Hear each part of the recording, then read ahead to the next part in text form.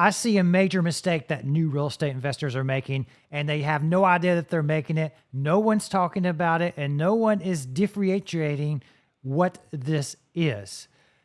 When I started 20 years ago, I graduated University of Georgia. I went to real estate investment groups. I went to RIA meetings. I took courses. I took all this information, but no one defined what is real estate investing versus a real estate business. If I had known from the start what the difference is and the qualities and the foundations you need for each, I would have been better prepared, and I wouldn't have stumbled and fumbled and made such a mess along the way over the course of my 20-year career in real estate. So what am I talking about? Everything says real estate investing. All the courses say real estate investing. All the gurus say real estate investing. But what is that? What is the difference between real estate investing and actually building a real estate business? Because they are two different things. If you look on the cash flow quadrant of Rich Dad, Poor Dad, there is investing and there is business. There is a difference between real estate investing and a real estate business. Big, big difference. Let's go into what that difference is. So when I started 20 years ago, everybody said real estate investing, and this included rentals, this included flips, this included assignments and wholesaling. But what I did not understand is there's a difference between real estate investing and building a real estate business. Very, very big differences. Real estate investing, the word is when you're taking your income from your primary main activity, whether it's your job, whether it's another business, whatever it is, whatever your primary business is, you're taking that excess income and you're putting it into real estate as a retirement, a passive income vehicle. So that would be rental property, that would be notes. That's primarily it. It is there to build your portfolio, there for your retirement when you're hitting the golden age and you want that passive income and you don't want to have to work so hard. That is why you do real estate investing. That is the investing part, to put your money into an asset that will generate cash flow for you at a mostly passive level. That's real estate investing. Let's talk about a real estate business. A real estate business is what most people get sucked into. When they start taking real estate courses, going to real estate RIAs, you're getting sucked into building a real estate business, not real estate investing. So what is a real estate business? You're trying to generate your primary source of income from real estate alone. This means this is a business. This is a business that you're putting your blood, your sweat, your time, your effort, your tears into to build an income that you can thrive off of that is on your schedule and your time. A real estate business is generally for someone who is not a good employee. I was not a good employee. I got fired from being a security guard when I was in my early 20s because I'm just a terrible employee. But I am a great entrepreneur. I am a great businessman when it comes to focusing on what I want. And I can work hours and hours if it's what I want to focus on. That's why I went through all the years of making all the mistakes, of losing money, of going through different market cycles. I've been through all the market cycles now. And through that time period, I have learned that a real estate business is extremely difficult. I don't recommend it for most people, and here's why. A real estate business does not have a cash flow income under it.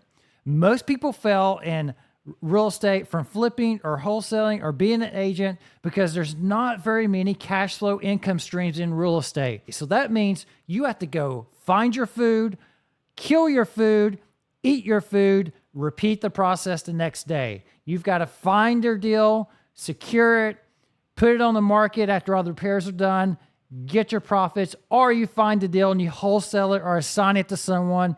But again, it's a one-off deal. You're not getting a reoccurring cash flow income from that. And that's one of the big differences. Real estate business, building a real estate business, it's hard to sell that business. Very few real estate businesses are sellable, as opposed to an insurance agency or a landscaping agency, which has a service-based income that reoccurs. You can sell that business, but a real estate business has no cash flow income. You are hunting and finding and surviving on the deals that you find month in and month out, and you're hoping you have enough income left over to put into that real estate investing bucket. But make no mistake, you're in a business. You're an entrepreneur. You're building a business if you're in the real estate business. And it is hard. I don't recommend it for most people. Looking back on my career, I could have taken many other easier paths if I had the knowledge and knew. But I'm stubborn. I'm thick-headed. I knew I was not going to be a W-2. My father was in the hospital recently, and real estate gave me the time to be there whenever I needed to, whenever I wanted to. And that is more valuable than money ever could be to me. That should be your end goal as well, is to value your time. But when it comes to a real estate business, it is not easy, and it is hard because there's no cash flow income. So if you have a spouse that has a cash flow income and you want to do real estate full-time and build that business, fantastic. That works really well. The problem with a real estate business, just know, is if you don't find your food every month, month in, month out, a few bad months can put you out of business. There's wholesalers who spend 5 to 10 grand per month on Google ads and marketing. They have a few bad months, they're out of business. There's people who flip a property. They can't sell that property as fast as they need to. A few months, they're out of business. You have to be extremely careful when it comes to your finances. When you're running a real estate business, you got to have a war chest. You got to have a war chest of funds that you can pull from, that you can use in times when things are lean. And if you're just starting out, it will take time, effort, and probably a couple, 2 or 3 years just to get going. And hopefully you don't make mistakes, because mistakes will set you back like they did me.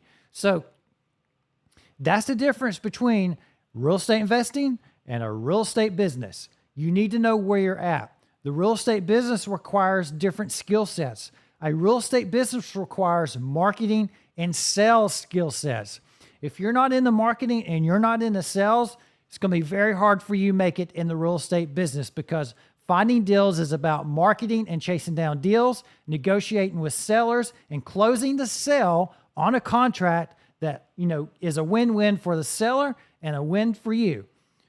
That's the secret sauce, is marketing and sales. And most people do not realize that. It's not about real estate. It's about the people. It's about marketing and sales. That's the core of a real estate business. If you have the temperament to be an entrepreneur, you have sales and marketing skills, or you're willing to learn those, and preferably you have another cash flow income source coming from somewhere, then go for it. But otherwise, I really recommend most people go and find a cash flow business that gives you money month in and month out, usually a service-based business. I don't recommend you try to scale it to huge levels. Just scale it enough to cover your monthly bills, give you some extra, and then you can go into the real estate business having that underlying cash flow, and you'll be much more secure, and you'll be able to do more. Because when you have an underlying cash flow stream, you're more bankable, you're more loanable, you can do more in real estate. Again, there's plenty of cases where someone has none of that. They jump into real estate, self-made. I get it. Totally agree with that. Most people are not made for that. Get your finances in line, get a cash flow, then go into the real estate business is what I recommend. But again, I didn't do that, so I can't say that you can't do that. I'm just telling you what I wish I had known back then that I know now, that I would probably be further ahead and I wouldn't have made as many mistakes as I've made over the course of my industry, over the course of my time. The good thing is you can learn these days. I didn't have this when I started. I didn't have YouTube. I didn't have all this. You can take the knowledge from people like me, people who have this like gray hair going on, find those people, take their knowledge, accelerate your learning, accelerate your wealth growth, and reach your real estate goals. So real estate investing, that is what you put your extra income to outside of your primary income generating activity. You put your money into rentals, you start becoming a hard money lender and you do notes, or you own or finance property. That is real estate investing. A real estate business consists of trying to generate your primary income, and you take that income and you put it into investing afterwards. This is flips, this is rehabs, this is assignments, this is all that one-off income streams. So if you like this video, My name is Shane Wilson. I've been in this industry for over 20 years. I have a free website, moneymakers.community, lots of free content. Hop in there. It's free, no charge.